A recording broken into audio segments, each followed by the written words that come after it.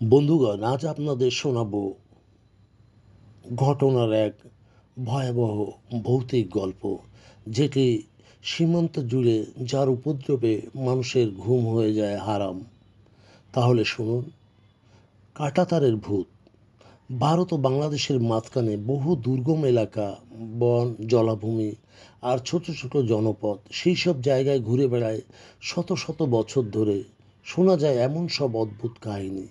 এরকমই এক রহস্যময় জায়গা হলো মেঘালয় সীমান্তবর্তী গ্রাম, সেই মেঘালয় সংলগ্ন চিকনাইল। গ্রামটা বাংলাদেশের দিকে, কিন্তু আবার একেবারে ইন্ডিয়া বাংলাদেশ বর্ডার ঘেঁষেও। স্থানীয়রা বলে রাত নামলে ওখানে আর কেউ থাকে না। সন্ধ্যা হলেই দরজা জানালা বন্ধ করে ঘরে ঢুকে পড়ে সবাই।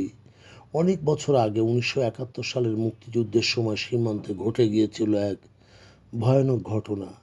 গল্পটা বলেই গ্রামের সবচেয়ে বয়স্ক মানুষ হান্নান চাচা তাকিয়ে থাকেন আমার দিকে। তার মুখে শোনা যায় সেই সময়ের সেখানকার একটা ছোট্ট ক্যাম্প করেছিল পাকিস্তানি বাহিনী, এবং লোকজনকে তারা সেখানে ধরে নিয়ে বন্দি করত। কেউ কেউ ফেরত আসতো, আবার কেউ কখনো ফিরে আসতো না। তেমনই একদিন হারিয়ে গিয়েছিল একটি মেয়ে, নাম জাহানারা। মাত্র 16 বছর বয়স। সন্ধ্যাবেলা নদীর ঘাটে কাপড় ধুতে গিয়েছিল, আর ফেরত আসেনি। লোকজন অনেক খুঁজেছে, কিন্তু জাহানারার কোনো হদিস মেলেনি। কিছুদিন পর থেকে শুরু হয় অদ্ভুত ঘটনা। রাতে সীমানা বা সীমান্ত জুড়েই, সীমান্তের কাঁটাতারের আশপাশে কে যেন হেঁটে বেড়ায়। হঠাৎ হঠাৎ কাঁদে, আবার কারো নাম ধরে ডাকে।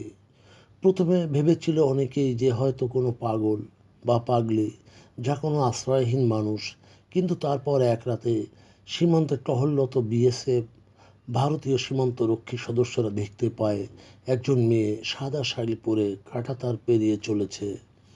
কিন্তু যখনই তারা এগিয়ে যায়, মেয়েটি হাওয়ার সাথে মিলিয়ে যায়।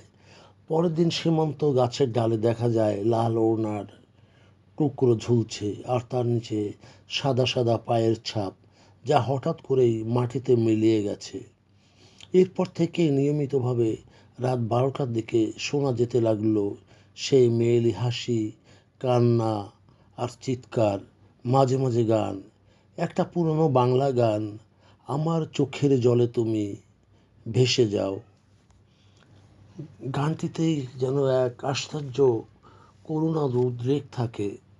বাংলাদেশ রাইফেলস আর ভারতীয় বিএসএফ একসঙ্গে এটি তদন্ত করার চেষ্টা করছিল, এই রহস্যের সমাধান করতে, কিন্তু না, কিছুতেই ধরা যায়নি।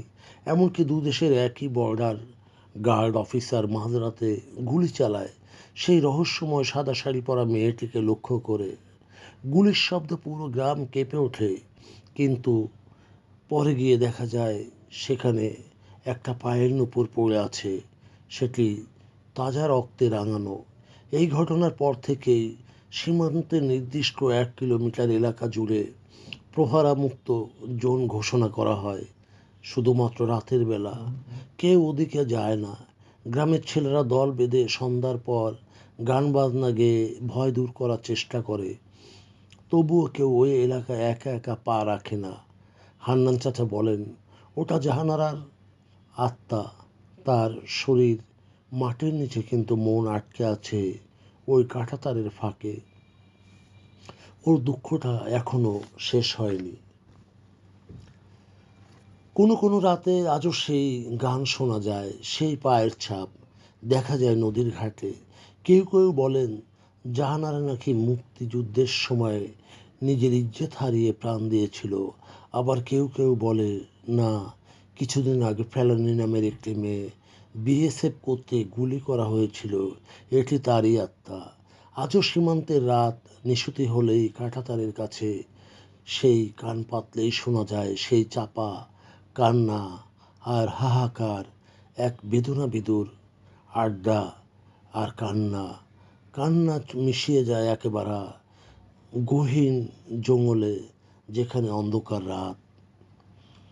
শুধু শ্রোতা, সীমান্তের এই গল্পটা কোনো সরকারি নথিতে নেই, কিন্তু সীমান্তের আকাশে বাতাসে এখনও এর ছায়া হয়ে ঘুরে বেড়ায় সর্বক্ষণ সেই রাতের কাঁটাতারের মেয়েটি। ধন্যবাদ।